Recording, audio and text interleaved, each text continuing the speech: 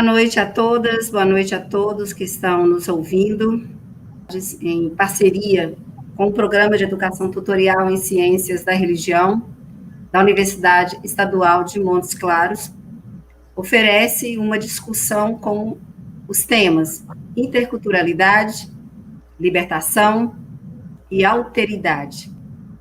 Nessa noite vamos conhecer um filósofo espanhol chamado Ignacio Ellacuría.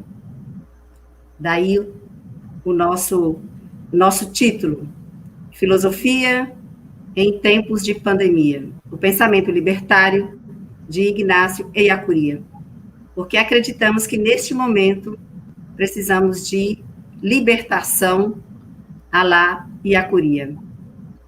Para falar desse pensador espanhol, que também é um Marte latino-americano, um grande teólogo e militante da libertação, nós convidamos Lorena Zútil.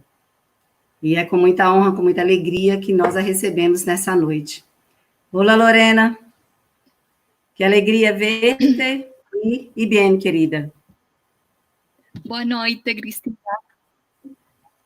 Buenas noches. Obrigada. Muchas gracias al profesor Rigoberto y a Cristina por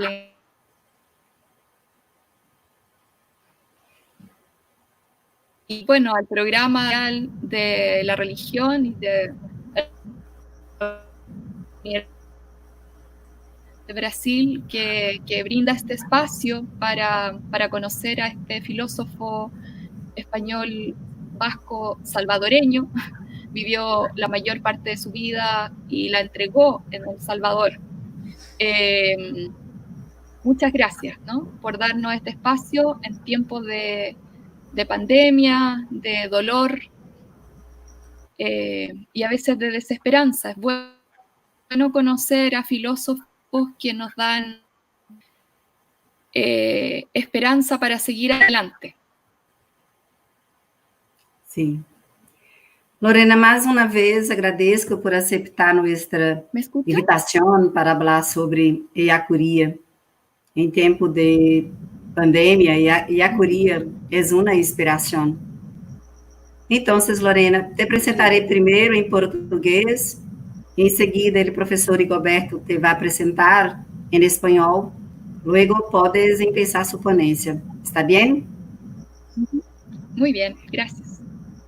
Lorena Zútil é licenciada e bacharel, doutora em filosofia, tem se dedicado ao ensino e estudo da filosofia política e ética latino-americana, é professora de filosofia da Universidade de Técnica Frederico Santa Maria, em Valparaíso, Chile. Nesta área, suas produções giram em torno dos pensamentos de Ignacio Ellacuría e Raúl Forné Bittencourt. Com você, professor.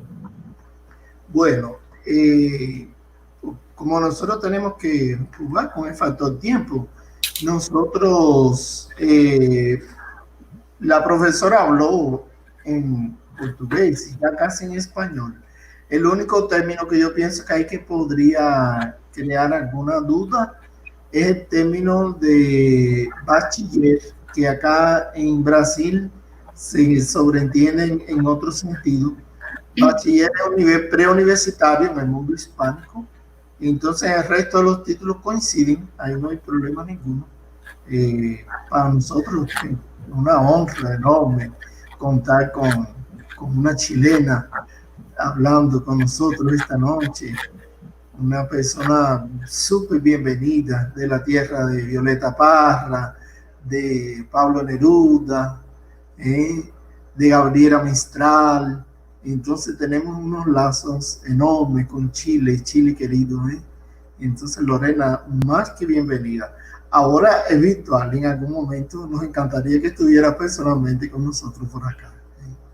Y no me extiendo más y le cedo la palabra con mucho placer a la profesora Lorena. Que es sobre todo pensando en estudiantes que no conocen a Ellacuría, para que puedan tener una introducción de su vida y actos, ¿no? Ignacio Ellacuría Beascochea fue su nombre completo. Nació el año 1930 en Portugalete, en el País Vasco, comunidad autónoma ubicada en el norte de España. A los 17 años ingresó a la Compañía de Jesús en Loyola y 2 años después viaja a Santa Tecla, en El Salvador, en San Salvador, a proseguir con su formación religiosa. Completó sus estudios de humanidades y estudió filosofía en Quito. En 1955 se licenció en filosofía y en todos esos años se empapó de la sabiduría de gente que encuentra en su camino. Es el padre Elizondo, su maestro de novicio, quien le graba sus primeras impresiones como formador, las que versan sobre sentido común y espiritualidad. Elizondo cambió el plan de vida, distribuyó el tiempo de manera fluida, concentró la atención de los novicios en el desarrollo interior más que en las formas tradicionales exteriores, de las cuales la mortificación física era considerada muy importante. Se mostró disponible para dialogar con los novicios e incluso permitió el juego del frontón y del fútbol sin sotanas, ¿no? Eso lo leemos de las páginas de web de la Compañía de Jesús, de la historia de la compañía y de Ignacio. Estos sencillos pero valiosos gestos provocaron en el joven Ignacio un cariño inmenso, pues fueron sentando las bases en el desarrollo de su fe y de su vida. Luego viajó a Quito, Ecuador, a realizar estudios de 5 años de humanidades y filosofía. Rápidamente se caracterizó como un buen estudiante y sobre todo crítico e insaciable. De sus estudios en Quito, en donde sacó la licenciatura en filosofía en 1955, fue importante haber conocido a su tutor y amigo, el padre Aurelio Espinosa Polit, sacerdote jesuita, de quien aprendió mucho sobre los clásicos, pero sobre todo acerca de la libertad, aquella que hay detrás de las palabras de importantes autores, pero que nos llevan a ir más allá de ellas, a interpretar la realidad de uno mismo y de todos en la historia, en cada contexto. Es así como también aprendió a valorar la vida de los pueblos. Fue este profesor quien lo motivó a recuperar la literatura del Salvador, una vez regresado a aquella comunidad. Agradecido, Ellacuría dedicó un escrito que fue publicado en la ECA, que es la revista de la Universidad Centroamericana de San Salvador, el año 1963, luego de su muerte. En él reconoce su valiosísimo aporte al humanismo y a la cultura y lo homenajea diciendo que de su persona, cito, con toda verdad se puede hablar de la ejemplaridad hispanoamericana. Tempranamente se dedicó al estudio de aquellos conceptos fundamentales de la realidad, abriéndose críticamente a las distintas teorías, pero sobre todo mirando alrededor el contexto histórico y formulando una sola versión de su vida y de la historia. Por ello, es posible ver cómo no tan solo filósofos o grandes pensadores marcaron su pensamiento, sino también gente como el poeta Ángel Martínez, de quien admiró, dice él, su vida hecha poesía. En él vio a un hombre que dedicaba todos sus esfuerzos por encontrar lo que son radicalmente las cosas y, por tanto, vivir de una manera consciente y verdadera, en unidad, escribía el propio Ellacuría, de su comportamiento y sus palabras. En 1950, donde enseña filosofía en el seminario San José de la Montaña y empieza a escribir sus propios artículos en la revista ECA sobre valores y derechos en Ortega y Gasset. Desde 1958 a 1962 prosigue sus estudios de teología en la Universidad de Innsbruck, Austria, en donde nuevamente se caracteriza por su capacidad intelectual y su criticidad constante. Fue allí donde asistió a la cátedra de Karl Rahner, audaz para con la teología de esos tiempos, incorporando la historicidad y el reconocimiento, así como los principios de la teología de la liberación. Recordemos además que Rahner fue uno de los teólogos más ¿Sí? En Innsbruck se ordenó sacerdote en 1961 y al año siguiente hizo sus últimos votos en su pueblo natal. Posteriormente, y hasta 1967, realiza un doctorado en la Universidad Complutense de Madrid, que culmina con la tesis titulada La principalidad de la esencia en Xavier Zubiri. A Zubiri le conoció a través de la lectura de sus obras en su estadía en Austria, y apenas le fue posible, solicitó su ayuda como tutor de su tesis doctoral. Zubiri desde el comienzo quedó encantado con su nuevo discípulo, y desde entonces compartieron cada publicación y trabajo intelectual. Es más, nos cuenta Rodolfo Cardenal que fue tal la simpatía intelectual entre ambos que, cito a Cardenal, Xavier Zubiri se acostumbró a discutir con él todas sus ideas y ya no publicó nada ni dio conferencia alguna que antes no hubiera discutido con Ellacuría. Sin embargo, más que eso, comenzó entre ellos una gran amistad. De su maestro heredó la síntesis de lo antiguo y lo moderno, aquello que anhelaba encontrar en los primeros autores a los que dedicó su lectura e interpretaciones. Ya adquirida la base del quehacer filosófico, Zubiri le mostró la necesidad de arriesgar por una fundamentación filosófica a la totalidad de la realidad, abierta a lo inmanente y trascendente como ella misma en su formalidad, ¿no? Conceptos que son muy importantes en la filosofía de Ignacio Ellacuría, ¿no? Y que trabaja sobre todo en Filosofía de la Realidad Histórica, que fue una obra póstuma publicada poco después de su muerte, de la muerte de Ellacuría. Dedicado desde entonces a la profundización de la filosofía zubiriana, viaja todos los años a visitar a su maestro a Madrid para compartir y revisar sus escritos. Es más, tras la muerte de este en 1983, Ellacuría queda como heredero intelectual de toda su obra. En 1967, Ellacuría regresa a El Salvador a trabajar en la Universidad José Simeón Cañas, conocida como la UCA de San Salvador, la Universidad Centroamericana, ¿no?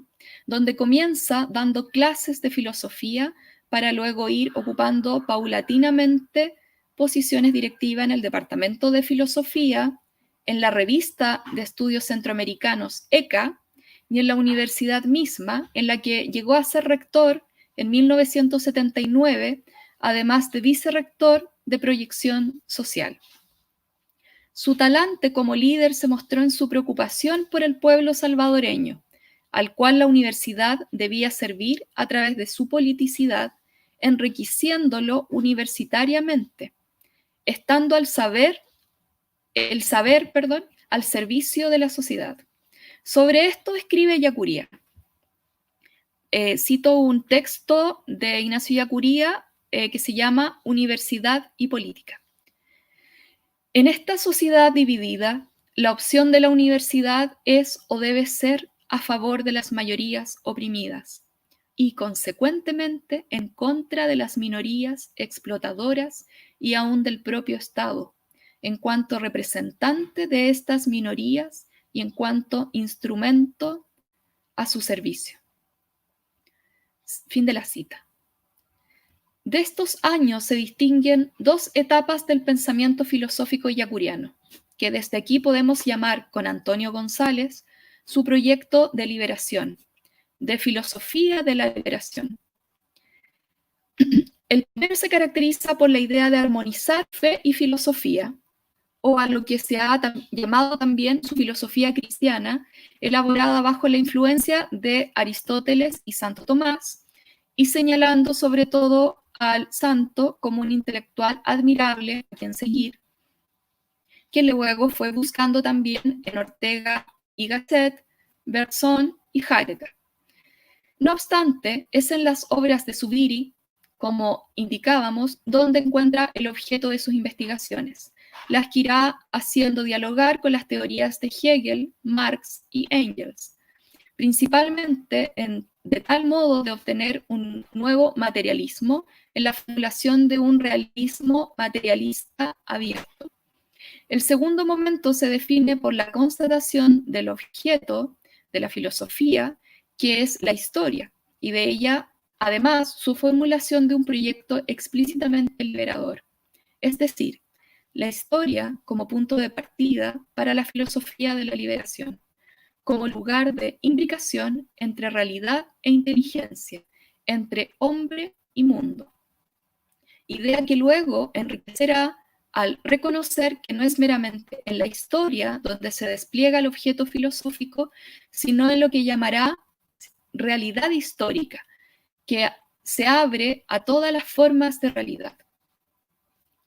En El Salvador mostró Ellacuría su máxima dedicación a los temas de la liberación, pues confirmó que no eran solo escritos de papel, sino respuestas a problemáticas reales de cara a su entorno y a los que eran víctimas de opresión y mayorías, a los pobres, a los que él llamaba mayorías populares, porque eran las mayorías, ¿no? Las mayorías de las personas del Salvador, de Latinoamérica, los empobrecidos, digamos, ¿no?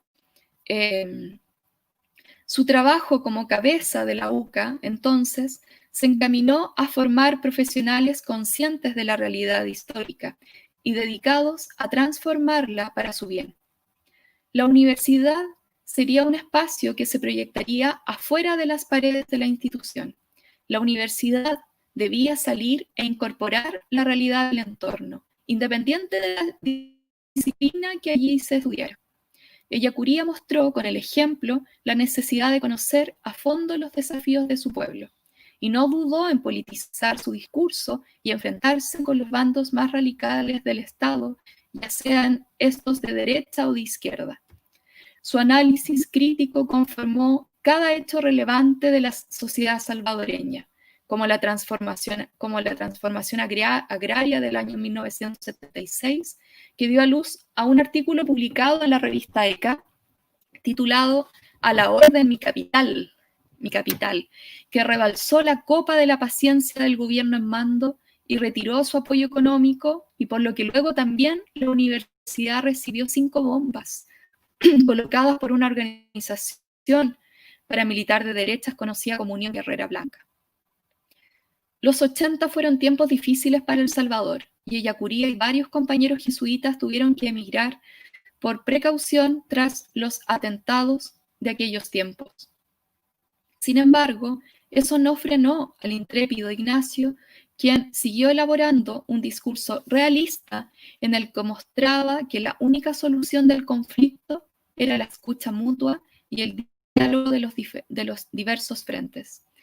Sus escritos y preocupaciones académicas en general tuvieron como telón de fondo el momento crítico que se vivía entonces, donde el verdadero enemigo era el capitalismo, quien obligaba a ver a El Salvador como una gran hacienda y a sus ciudadanos como los peones que debían poner sus esfuerzos para el incremento de utilidades de unos pocos terratenientes.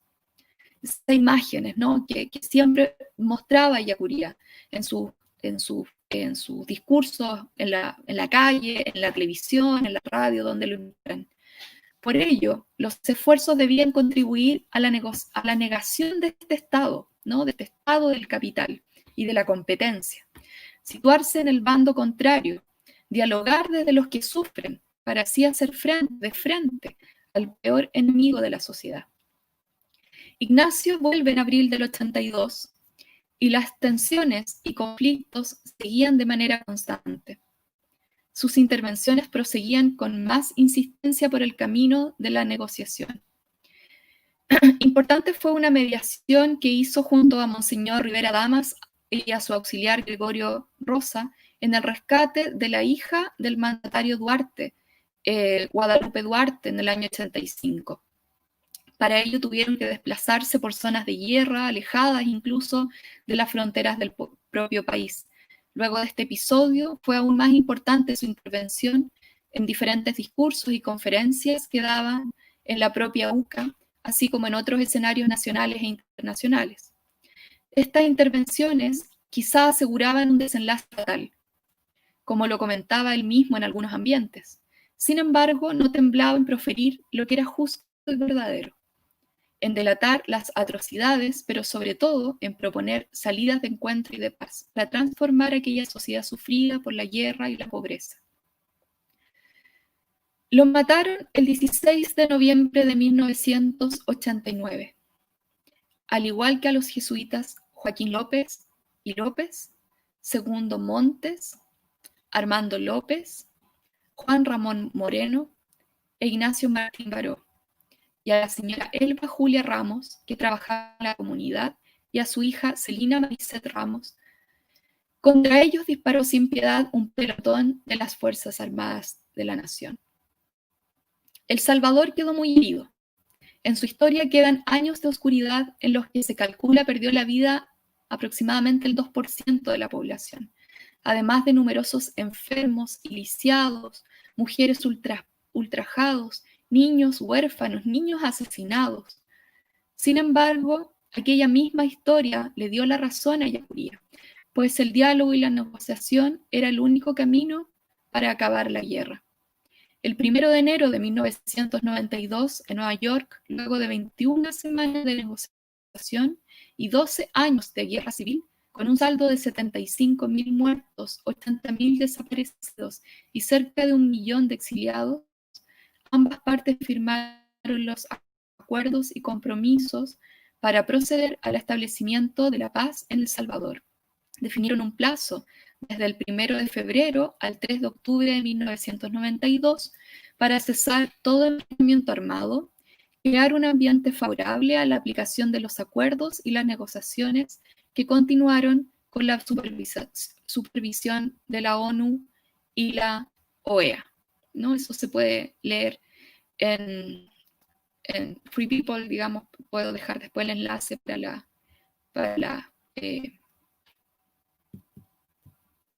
la explicitación del detalle.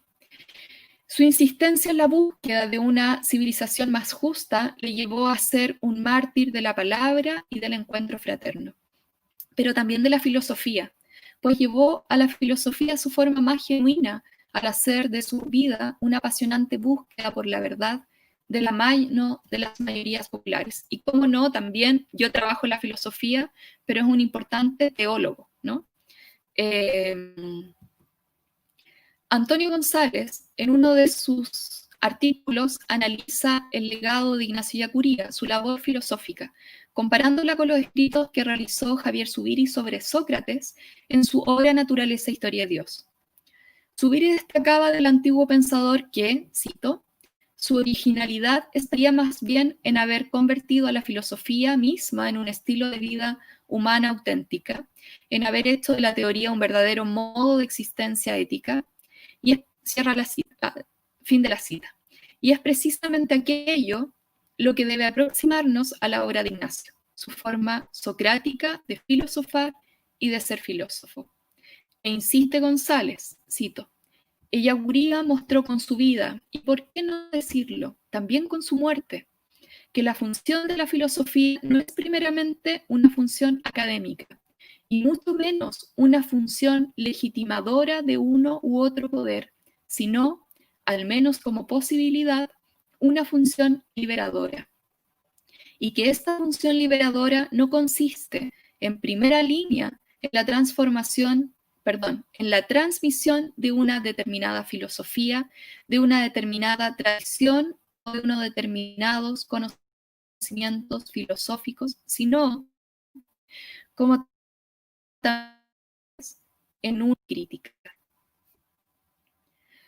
Por ello es que se ha comenzado con estas palabras, pues más adelante nos insertaremos en parte de su filosofía y no debemos olvidar que fue esta la tarea que más animó sus escritos y que, más allá de academicismos, es una tarea que aún queda inconclusa y que él mismo, como Sócrates, trató de alentar de tal forma de arriesgar su propia vida, situándose del lado de quienes tampoco la tienen, pero que anhelan y luchan desde esa misma negación en revivir su caminar. Cito, de Yacuría, lo esencial es dedicarse filosóficamente a la liberación más integral de nuestros pueblos y de nuestras personas, La constitución de la filosofía vendrá entonces por añadidura. Aquí también la cruz puede convertirse en vida. Lo esencial entonces, después de su muerte, es dedicarnos filosóficamente a la liberación integral de nuestros pueblos, pues las razones de fondo que llevaron a plantear a Ignacio, por ejemplo, una nueva civilización, él expresa en uno de sus textos y sueña con la civilización de la pobreza, que llamaba así, que se enfrentan a nuevos desafíos globales como los que estamos viviendo ahora con la pandemia COVID-19. Vivir como otros que no reconocen entre ricos, virus como otros que no reconocen entre ricos y pobres, pero que siempre encuentran mejor lugar para habitar y destruir en los sectores más pobres de nuestras sociedades, pues en estos lugares hay menos recursos para esperar, contener y confrontar las consecuencias de la epidemia. Asimismo, los cuerpos empobrecidos albergan enfermedades de base que hacen más fácil la propagación de la pandemia. Estas consecuencias siguen siendo responsabilidad, como acusó Ellacuría en los años 80, del mundo de la empresa y del lucro, que hoy, como él, se siguen esforzando por defender solo a las minorías. Pero ya no es solo tiempo de crítica, sino tiempo de radicalidad. Esta radicalidad que a Ellacuría le quitó la vida vale la pena, pues vale la pena seguir luchando por mostrar las serias injusticias que hoy más evidentemente matan a las mayorías que menos tienen. La radicalidad desde la filosofía, desde esta filosofía, es una lucha por la defensa de la dupla pensar y hacer, que va siendo del objeto de la filosofía una constante dedicación por la libertad, la justicia y la paz, a través de una praxis histórica transformadora. Como nos indica un filósofo salvadoreño, me refiero al profesor Héctor Zamur, esta praxis, cito, busca constituirse también en una propuesta válida para hacer una filosofía liberadora en otras regiones del planeta, por cuanto comporta las tesis de la historicidad de toda filosofía como momento de la praxis histórica y la posibilidad y necesidad de asumir la liberación en la propia realidad histórica, de acuerdo a sus propias peculiaridades y problemáticas. Incluso la exigencia de construir una filosofía de la liberación que colabore en la superación de la injusticia estructural que caracteriza el actual orden mundial no es el fin de la filosofía, sino un momento de su historicidad, exigida por la situación catastrófica en la que se encuentra la humanidad, expresada en la existencia de mayorías populares y de pueblos oprimidos, pero en otra altura procesual de la realidad histórica, donde no haya injusticia estructural, necesariamente deberá emerger otro tipo de filosofía liberadora, menos centrada en esa problemática y más preocupada en la resolución de otros problemas y, por tanto, exigida a insertarse en otros tipos de praxis liberadoras, con otras modalidades y con metas distintas y con otros sujetos de la liberación. De ahí que no pueda haber una única filosofía de la liberación, sino que puede haber varias, según las diversas situaciones y según las distintas épocas que pueden configurarse en el proceso histórico. En cada caso se tratará de reflexionar filosóficamente, de hacer filosofía en su nivel formal desde la propia realidad histórica, buscando introducir en esa reflexión los graves problemas que afectan a la mayoría de los seres humanos con el fin de contribuir a una praxis histórica de liberación. Fin de la cita. En este escenario es donde vuelve a tomar fuerza la filosofía de Ignacio Ellacuría, pues en él reconocemos la profundidad y especificidad de esta disciplina, si se inserta en la realidad misma, en su generosa amplitud, y considera la máxima potencialidad de los distintos saberes que hoy participan en el diálogo contemporáneo, aunque no apelando a ellos, sino justificándose por sí misma. Ellacuría nos presenta una filosofía que estaría a la altura de nuestros tiempos, al ser elemento clave de una praxis dedicada a la liberación. En este propósito, la filosofía de Ignacio Ellacuría sería una filosofía de liberación, pero tal como él pensaba, ya no una filosofía de la liberación que se esmere o fundamente en la recuperación de una identidad perdida del pueblo latinoamericano, pues luego del encubrimiento de América, como tampoco una filosofía con poco compromiso hacia una praxis política de liberación o que apele a una forma de vida no universalizable. La filosofía de la liberación de Ellacuría consiste en mostrar, cito, la prioridad de los derechos humanos más directamente relacionados con la supervivencia de la especie humana y cuya amenaza define precisamente la situación de los pobres. Era una cita de Antonio González. Los pobres definen cuantitativa y cualitativamente la realidad histórica de los pueblos. Y por ello, esta filosofía de la liberación debe ser pensada desde y para estas mayorías populares. Desde aquí, podríamos decir que la filosofía de Ignacio es una filosofía de la esperanza, una filosofía de la liberación, con la que quiso ser riguroso con los conceptos y arguir aquellas ideas que promueven la reconciliación, la justicia, la verdad. En su artículo Filosofía para qué, de 1976, presenta a la filosofía no ya solo como un saber profundo acerca de lo que son las cosas, como habitualmente se entiende, sino también como un ejercicio de comprensión sobre uno mismo y sobre el modo de saber, de filosofar, que es crítico con las ideologías que enmarcan la realidad. Esa verdad le dice al filósofo cómo son las cosas, como a Sócrates, de quien destaca en este texto aquella suma entre técnica del saber, de la definición y el concepto, y vocación de filosofar. Lo presenta como aquella figura del filósofo que se sitúa en la realidad lúcidamente, que no cree a primera todo aquello que pudiera esconder algún tipo de interés, como hacían en su tiempo los sofistas, sus más duros adversarios, que más le interesaba el dominio que el propio saber, lo que confundían con el arte del bien hablar. Y es precisamente aquella acusación y crítica lo que hacía ver a Sócrates como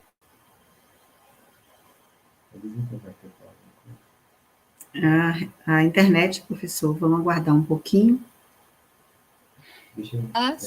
Que se lo demostrara. Bien pudo haber fama y alardeo de aquellas sentencias y con ello ostentar un buen cargo político, pero no perseguía el poder sino verificar que aquel se ejercitara bien. La sabiduría era para Sócrates la herramienta principal que el ser humano debía adiestrar, mas esto no se conseguía gratuitamente, sino con un arduo ejercicio de conocimiento personal. Ahí podemos leer a San Ignacio, ¿no? Ahí muy detrás de, no tan detrás tampoco de Ignacio Ellacuría, ¿no? El conocerse, preguntarse por qué uno hace tal y qué sé yo. A este le seguía el conocimiento de todas las cosas que le permitiría al hombre ser en sí mismo. Esta lección primera de sabiduría es a lo que Sócrates dedicó toda su vida, mostrar que aquel que se tenía por sabio no lo era porque pudiera demostrar dominio de un saber en particular, sino porque pudiera percatarse desde ese mismo saber que no sabía nada. Sin estas dos formas de conocer, el hombre no es hombre ni el ciudadano, estoy citando, el animal político, que diría luego Aristóteles, puede ser ciudadano. Fin de la cita. Hacer. O de otra forma, ser un buen ciudadano era una cuestión vital. Ello comprendía, cito, hacer a la ciudad, ¿no? La morada del hombre. Una vez que se ha puesto en ejercicio el conocimiento de uno mismo y de lo que son las cosas, el ser humano debía entonces conocer el saber político, con lo que perseguía la recta humanización y politización.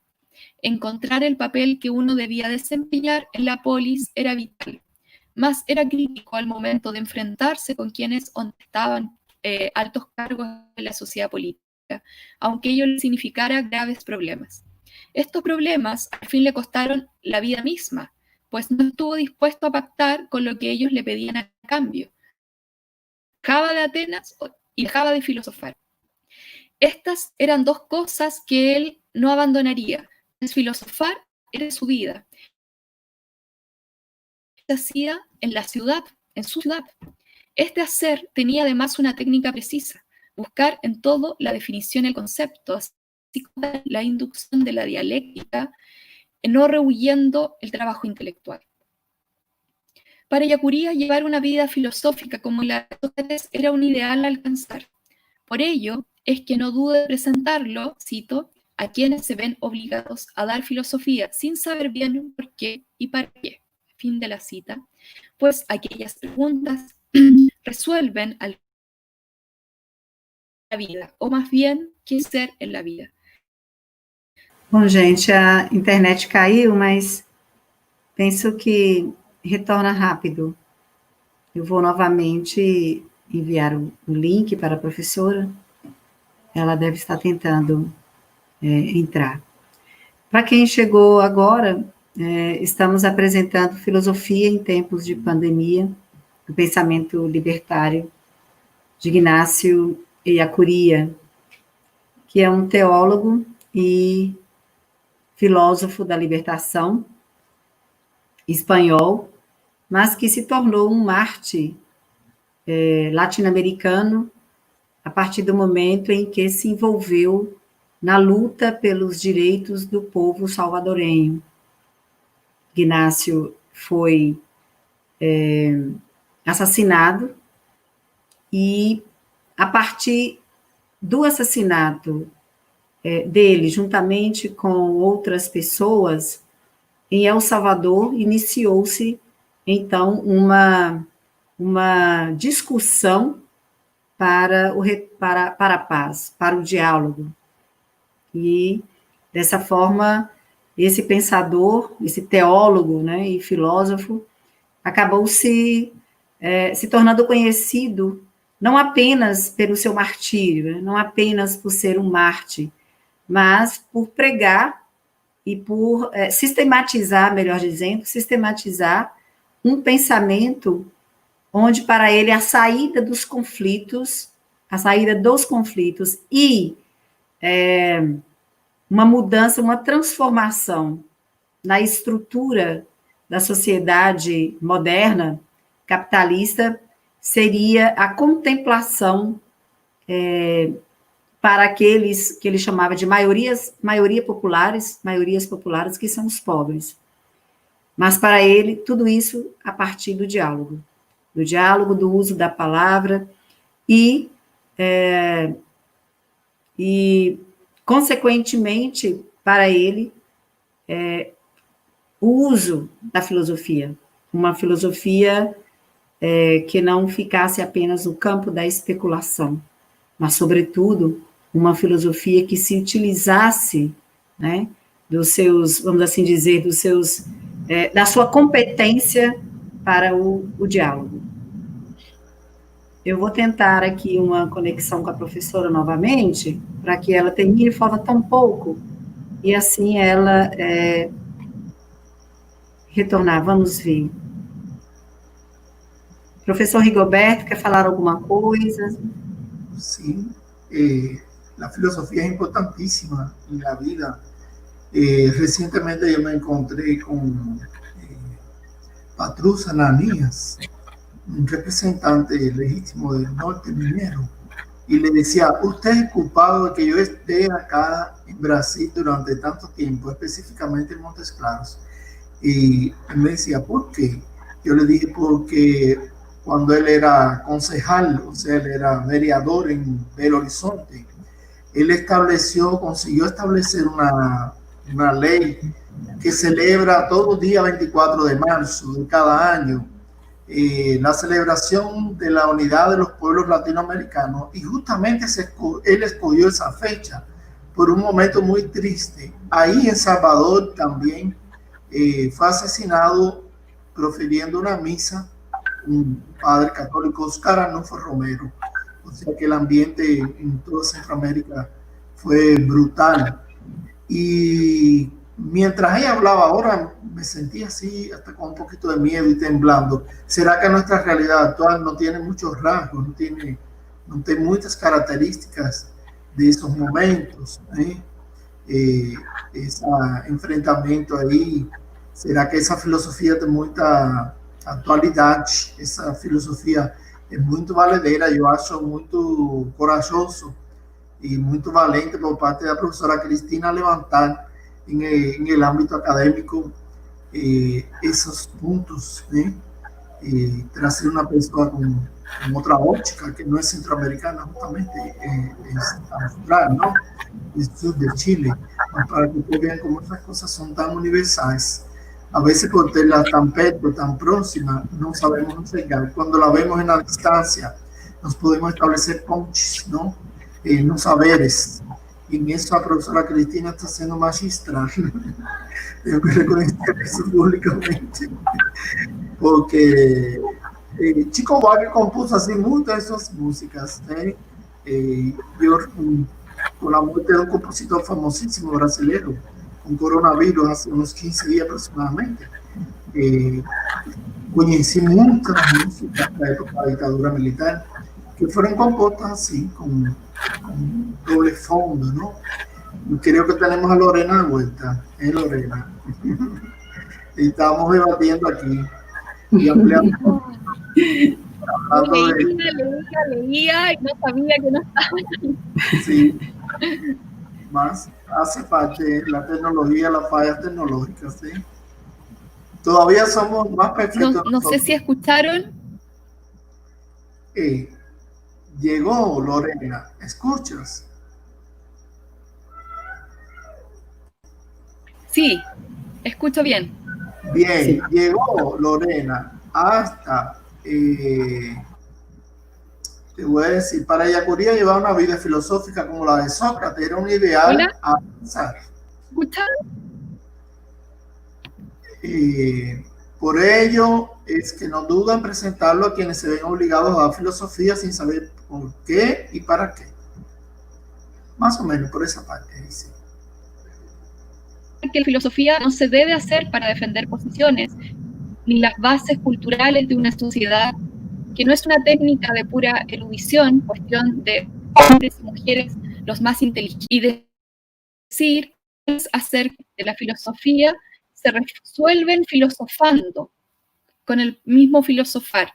Ello no quiere indicar que solo puedan entender su significado algunos pocos sabios, sino que esto es de todos los seres humanos. Todos ellos pueden realizar si se les muestra que ya no están solo en las situaciones límites de la existencia, como pensaba Karl Jasper, es que uno se acerca a la verdad, sino en la búsqueda cotidiana de los hechos concretos que van formando a la persona, tomando conciencia de lo que es ella y al pueblo, en conciencia de la libertad de sus habitantes.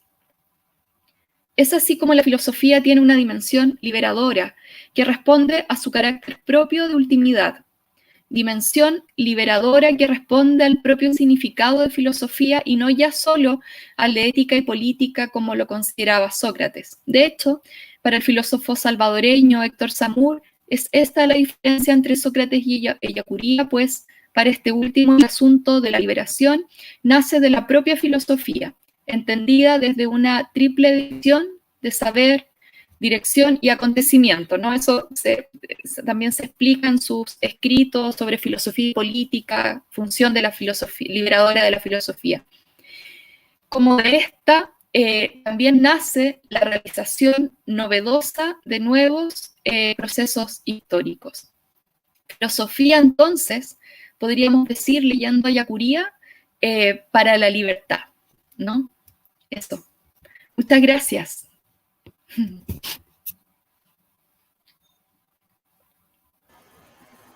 Gracias, Lorena. Gracias por essa charla tão rica, com temas que instigam perguntas. Lleva a nosotros a reflexionar sobre o mundo contemporâneo, o mundo atual, nosso mundo, não? Tenho uma pergunta para ti, pero uma conversação. Pero nesse apartado, a gente pode falar contigo, sim? Sí, claro. Então, gente, quem conseguiu assistir, apesar, né, do problema com a internet, é um momento que a gente tem de conversar com a Lorena, tá? Então, estamos aí abertos para perguntas, tá? Para perguntas, comentários. Será um prazer que todos possam participar conosco, está bem? Muy bien. Bueno, mientras la gente piensa, Lorena, puedes aclarar-me algo. Ella Curia era um ativista social em El Salvador, um crítico da desigualdade social. Para mim também um crítico da filosofia ocidental, também da ciência ocidental, do sistema mundial moderno, o capitalismo. Sua filosofia da liberação, creio, é uma epistemologia marginal. E seu pensamento sugiere a interculturalidade e alteridade. É possível, Lorena, pensar em la interculturalidade como uma característica do pensamento de Yacuría? Sí, yo creo, a ver, la interculturalidad propiamente tal coincide un poco, ¿no?, con el nacimiento de la interculturalidad, con los periodos de muerte y de ocupación territorial, ¿cierto?, y de acción social de Yacuría. Por lo tanto, no lo vemos participando de estos primeros encuentros, aunque sí, por ejemplo, entrevistáramos a Raúl Fornet Betancourt, él nos va a decir que pues lo conoció muy bien, por supuesto, y conoce muy bien su filosofía, que Yacuría, si no lo hubieran matado, claramente hubiera participado de estos encuentros interculturales que toman fuerza en los años 90, sobre todo. Ahora bien, uno cuando lee a Raúl Fornet Betancourt puede encontrar cuestiones muy eyacurianas, como por ejemplo el concepto de praxis histórica de Yacuría está muy presente como, creo yo, ¿no?, como motor de la interculturalidad, porque se podría... Estava, traduzir pouquinho, não? Sim. Enquanto tento conectá-la aqui novamente. No, ella estaba justamente resaltando que si no estuviese muerto, es como que quedó inconclusa una etapa de su desenvolvimiento, ¿no? Que él con certeza estaría participando en ese proceso de interculturalidad, ¿no? Que tienen filósofos más actuales. Se me Lorena te está escondiendo. Me escucharon, no sé si me escucharon. Yo hablo y se corta. No, me están bloqueando. Sí, no, estamos aprovechando para traducir esa última parte que tú habías explicado, de que si Yacuría no hubiese sido truncada su vida, con seguridad sería una persona que hubiera desarrollado, participado en ese pensamiento intercultural a nivel mundial, porque nosotros tenemos que ir a las raíces siempre. Recuerden que en España, el País Vasco es aguerrido, y es un lugar muy desarrollado y que tuvo unas influencias enormes, porque mientras España en gran parte permaneció de espalda, permaneció de costas a desenvolvimiento europeo, el País Vasco está justamente en la frontera, ¿sí? Tiene cultura vasca del lado francés y tiene cultura vasca en el territorio español. Entonces ellos se consideran adelantadísimos y lo son, ¿sí? Entonces esas ideas permean el desenvolvimiento de esas personas nativas de ahí. Él nació en el País Vasco, se crió en el País Vasco, recuérdense que se cuentan las teorías de Vygotsky y todas otras, Piaget, que hemos estudiado. Los primeros años son determinantes en la formación de las personalidades y del futuro de las personas. Él lo pasó en su País Vasco, ¿no? Y los etajes son tremendos, ¿no? Así como él lo fue también. Sí, sí, ahora, a propósito de lo que comenta, es muy importante esos primeros años de Ignacio, porque a todos nos marca nuestro lugar de nacimiento, como bien dice el profesor Rigoberto. Pero hay que decir con todo lo rico que era el País Vasco, es el País Vasco en comparación al resto de España, que Ignacio nació en el margen izquierdo de la ría, en un lugar que se llama Portugalete, que se caracterizó por ser un pueblo donde vivía principalmente gente obrera, trabajadores de las fábricas. Estoy pensando a principios del siglo XX. Ignacio Ellacuría nació en el año 1930. Y ese mismo año, por ejemplo, ahí mismo, en los bares de Portugalete, nació el Partido Comunista, ¿no? El mismo año 1930, que tuvo mucha participación a nivel español. Sí. Era de los sindicatos de una de las fábricas importantes de la zona. No digo con esto que él haya tenido tendencia, pero él nació en un lugar también con mucha tensión política y mucha participación política, en una familia donde, si bien su padre era médico, tuvo muchos hermanos y vivió, digamos, en un pueblo muy sencillo, donde se lo pasaba en la calle, pero también, bueno, creció como un joven muy, muy bueno para estudiar, un poco parco incluso, ¿no? Un poco parco serio, ¿no? No sé si quieres traducir, ¿sigo? Sí.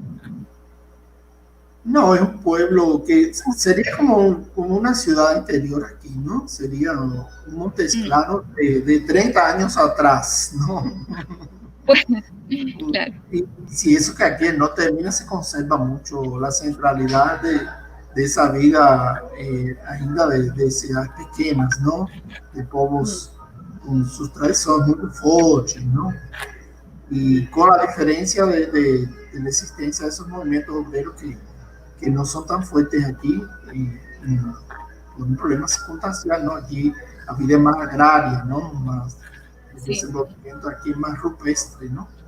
Las economías de aquí dependieron anteriormente no tanto de la industria, como solo en algunas décadas del siglo pasado, las últimas décadas, ¿no? Los años 90, por ahí. Que Feneceo también no sobrevivió al espíritu industrial, ¿no? Tan es así que actualmente en Montes Claros, si vienes acá, te vas a conocer un polo universitario potentísimo, que es lo que sustenta. Entre ellos, la universidad cumbre de aquí es la Universidad de Montes Claros, ¿no? Y entre eso, un departamento visionarísimo como el que comanda la profesora Cristina, ¿no? Una línea de estudio muy adelante de pensamiento estándar de la región, ¿no? Porque predomina mucho los estudios en facultades particulares, donde se estudian cosas específicas, ¿no? De la medicina, de las matemáticas, de las químicas, más el pensamiento filosófico, las discusiones aquí con relación a la interculturalidad, a la religiosidad, y eso se da en los cursos de letras, ¿no?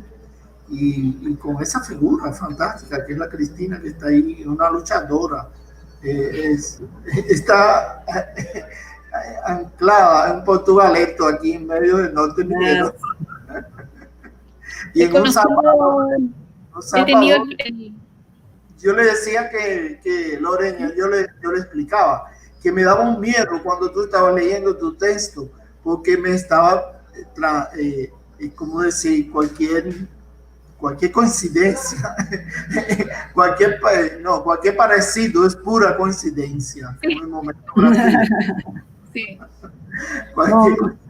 Es pura coincidencia, ¿no? Porque... Bueno, Lorena, una cosa que llama la atención en Ellacuría é que buscava uma civilização mais justa, por la palavra, também fraternidade. pero también trató de convertir la filosofía en una forma de vida, en un estilo de vida ao elegir a los pobres. ¿Crees que Ellacuría logró conciliar la filosofía y la teología? ¿O era más teólogo que filósofo, más filósofo que teólogo? Essa é uma preocupação que é muito presente em Brasil, né? Se um filósofo pode ser teólogo, ou se um teólogo pode ser filósofo. ¿Cómo es eso? Yo creo que es un error que yo misma cometí en alguna ocasión, ¿no? Separar la filosofía de la teología de Ignacio Ellacuría, porque son una misma cosa. Él lo que dijo para la filosofía lo decía también para la teología y viceversa. Uno, por eso les decía adelante, no sé si se me escuchó, pero cuando yo estaba leyendo lo que Ellacuría pensaba de Sócrates y de esa sentencia, ¿no? Del conócete a ti mismo, yo les decía como San Ignacio, porque no nos tenemos que olvidar que Ignacio Ellacuría fue desde muy pequeña edad, perteneció a la Compañía de Jesús, fue jesuita, y en esos tiempos, además, digamos, no tan solo conocedor, ¿cierto?, de la importancia del conocerse a sí mismo, tan típico ignaciano, de estos caminos de búsqueda interior y personal para poder acercarse desde un yo, digamos, podríamos decir, más consciente hacia la sociedad y hacia la realidad. También estaba en todos estos años, cuando estudiaba con Rahner, estaba el Concilio Vaticano II pegando muy fuertemente en Latinoamérica, y él yendo y viniendo, ¿no? De Europa a América Latina, iba, venía, y además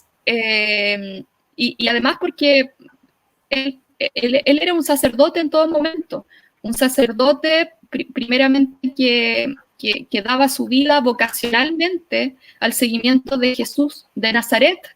Y digo Jesús de Nazaret porque es de una teología, podríamos decir, de una teología encarnada en un pueblo como ese Jesús histórico, ¿no? Al que hace referencia los textos teologales y que escribe también y destaca mucho el teólogo John Sobrino. O sea, teólogos importantes de la liberación son muy amigos de Ellacuría, crecen y crecen juntos, viven juntos, pienso sobre todo en John Sobrino, y los otros, por supuesto, mártires de la UCA, ¿no? Todos teólogos, aunque unos psicólogos, etc. Pero son todos teólogos de formación inicial y también de formación de posgrado en muchos casos. Tenemos que, por ejemplo, saber que para ser sacerdote, los sacerdotes tienen que estudiar teología, ¿no? Para llegar a ser sacerdote.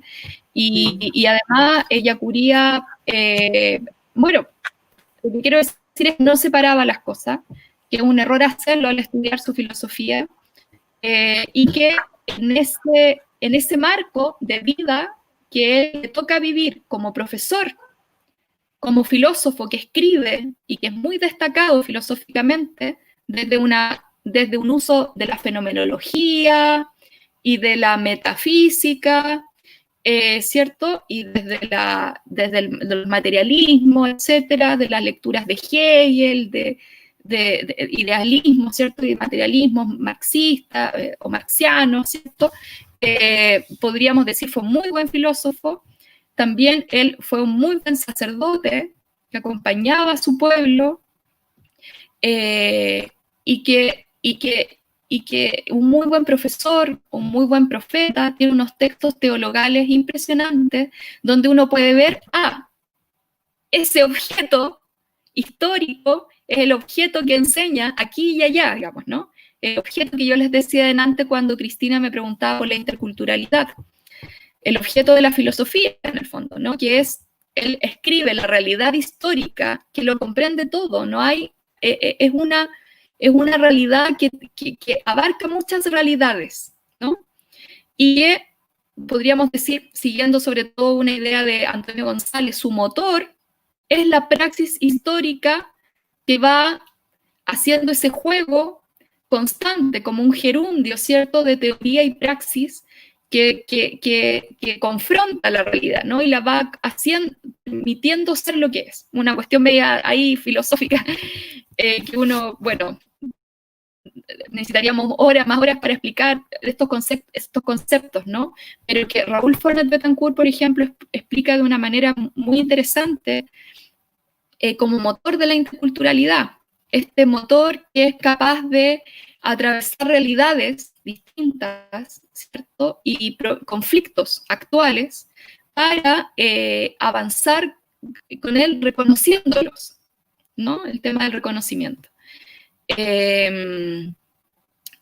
Reconociéndolos como parte de una sola realidad histórica que es rica porque es diversa y abierta, ¿no? Es muy interesante el concepto de apertura en Ellacuría, y es que no hay una definición que lo cierra todo, que lo define y va a ser así para siempre, sino que es abierta a lo que pueda pasar. Y por eso es que él dice, es necesario que seamos conscientes de lo que nos está pasando, que conozcamos nuestra realidad, porque podemos transformarla y virarla hacia otra dirección. Hoy día es el capitalismo, y hoy día nos están diciendo compite solo, ¿no? Hoy día hay una realidad individualista que se nos impone, pero esa no es la realidad, eso no es natural, es histórico.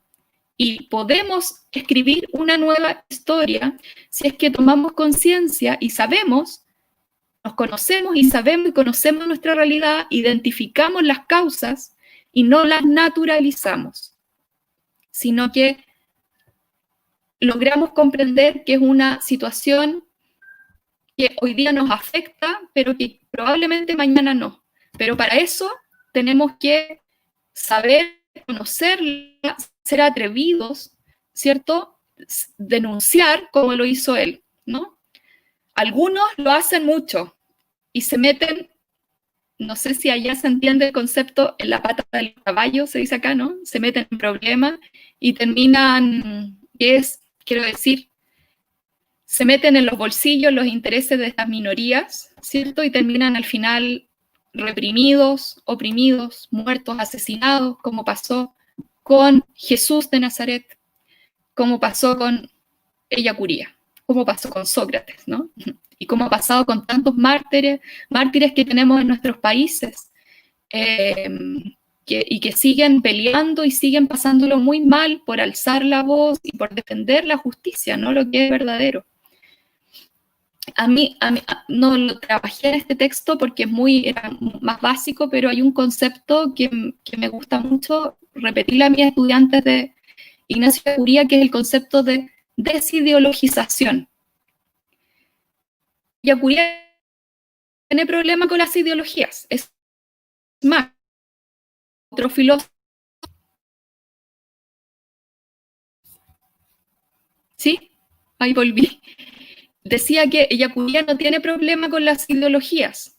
Es más, que no se puede no tenerlas, ¿no? Todos tenemos ideologías que nos enmarcan, qué sé yo. Pero cuando esas ideologias se desconocen, es porque han sido naturalizadas. Pelo que eu entendi, professor, o que Lorena está dizendo é que Ellacuría não separava teologia de filosofia, né? Teologia e filosofia eram uma coisa só.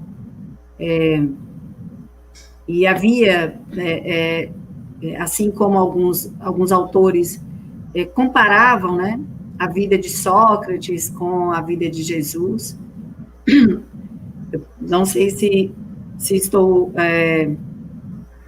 Somente me parece que ela está voltando. Volta, Lorena. Olá, desculpe. Olá. A internet no Chile está pior do que no Brasil. Les decía que... Sim. Eu só estava tentando dizer mais ou menos, né, para as pessoas sobre essa coisa do Ellacuría não separar a filosofia de teologia, de ver um pouco, de talvez uma comparação entre a vida de Jesus, Sócrates, o fato dele fazer, né, da filosofia um estilo de vida, assim como Sócrates fez, né? Para muitos é um perigo, mas o que me parece que para a filosofia intercultural não é. Para a filosofia intercultural parece ser uma coisa crucial, né? Não há separação entre fé e razão, não há separação entre filosofia e teologia, será? Que poderemos dizer assim. Professor Rigoberto, quer, em português, nos ajudar aí? Sim, não, que não há uma fronteira, não, entre, para ele, os conceitos que eram valedeiros, não, para a filosofia eram os mesmos que ele utilizava na religião. ¿Sí? Aqui há algumas separações, sabe, Lorena? Aqui, por exemplo, na cidade, eu tinha sido professor já em vários seminários. Os seminários são um pouco fechados, em alguma medida, e, em contrapartida, os estudos filosóficos, os estudos religiosos que eles efetuam em seus seminários, que às vezes são de alto nível, eles não são reconhecidos pelo Ministério da Educação. É uma grande contradição, sabe? Aqui em Montes Claros há 2 ou 3 seminários católicos assim, e acontece isso, os católicos ou esses representantes religiosos, eles têm que ir a estudar filosofia ou ciência da religião, que ainda bem que caem em boas mãos, como a professora Cristina e os professores da Unimontes, não? Que já tem Eiber, a professora Juliana também, que estão aqui. Eu vi, por aí está o professor Cássio também, que é uma pessoa super interessante, da Unimontes, não? Um pilar grande nesses temas. A mim me chamou muito a atenção uma coisa importantíssima e que tem uma atualidade enorme, que é a capacidade de diálogo da filosofia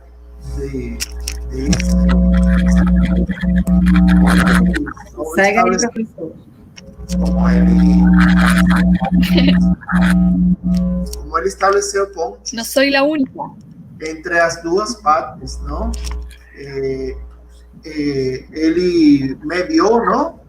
Entre a guerrilha que tinha sequestrada, deve haber sido el frente de Farabundo Martí, ¿no? Tenía secuestrada la hija del presidente. Y como él medió, y él, a pesar de haber sido víctima de la intolerancia, él dejó como un legado de vida, que tiene que haber diálogo, que tiene que haber respeto de posiciones contrarias. Y es lo que tú hablabas de la supraideología, ¿no? De él sobreponerse, su pensamiento se sobrepuso a los sectarismos ideológicos. Él se opuso a la radicalidad de algunos sectores de izquierda y se oponía resueltamente y fue víctima de eso, de la intolerancia de los sectores de derecha, que llegaron a ser extremadamente agresivos y llegaron a ser milicianos y asesinos, ¿sí? Por eso es que yo te decía que acá en Brasil hay una situación que se emparenta em muitas circunstâncias, não? Bom, gente, nós estamos com essa dificuldade com a internet da Lorena, mas se alguém quiser fazer algum tipo de questionamento... Sim, Cristina, eu estive acompanhando aqui um pouquinho, havia algumas pessoas, aí eu mandei um recadito que a senhora tem os textos tanto em língua portuguesa como em espanhola, porque tem alguns que estavam reclamando que não tinha como uma lenda ou algo assim. Tá, mas o texto em português, professor, está no link embaixo da nossa... Está nesse link embaixo aí da tela do YouTube. Gente, alguém quer participar? Sim, alguma pergunta? Fazer alguma pergunta? Weasley, Ilma... Só nós ficamos falando. Thalita, quem mais? Professor José Maria, que é professor de filosofia. Eiberly também, professor de filosofia. Se vocês quiserem colocar alguma questão para a Lorena, tá? Antes da gente encerrar, permanecer até agora, né? Tiago, José Maria, professor José Maria, professor Eiberly, professora Juliana, Letícia, que também é uma pessoa que se interessa muito pelas teorias, né, latino-americanas, professor Cássio, Tim, muito obrigada, gente, por estarem aqui. Vamos ver se... Professor Rigoberto, nós vamos nos despedir, Sim, tá bem? Tudo bem. Eu quero agradecer ao PET, aos alunos, né, que trabalham no PET, pela dedicação a essa live. A intenção é trazer uma perspectiva, né, diferente da filosofia, das teorias, uma perspectiva marginal, uma perspectiva latino-americana, né? Penso que a América Latina, nós devemos continuar insistindo em mostrar que produzimos, sim, conhecimento, que o que produzimos pode ser aproveitado, pode ser estudado para pensar soluções para a barbárie que se instala, né, que se instalou nessa modernidade, principalmente nesse momento, né, como diz o filósofo Boaventura Santos, em que a linha abissal, né, entre os países ricos e os países pobres, entre os grupos ricos e as maiorias populares, como diria Eyacuria, se instalou de uma forma quase que intransponível, né? É um momento do diálogo, e a filosofia da libertação, a teologia da libertação, assim como a filosofia intercultural, né? Eu acho que a Lorena vai conseguir entrar. Lorena, a gente já está se despedindo. Você quer se despedir? Disculpe, he tenido muchos problemas de conexión hoy día. Hoy empezó a llover en Viña del Mar y quizás la lluvia, el viento, algo pasó en la antena, me imagino. Tengo muy mala señal, pero bueno, muchas gracias por la invitación y por el encuentro de hoy. En otra oportunidad, cuando gusten, nos volvemos a encontrar. Está bem, querida. Lorena, querida, mais uma vez obrigada. Mais uma vez agradeço por ter aceitado nossa invitação, por estar com nós acá, por nos apresentar Ignacio Eyacuria. Gracias. Buenas noches, querida. Obrigada, muchas gracias a ustedes. Bien, gracias. Gracias, professor. Muchas gracias. Buenas noches. Muchas gracias. Buenas noches. Boa noite a todos. E encerramos por aqui. Adiós. Hasta la próxima. Adiós. Hasta la próxima.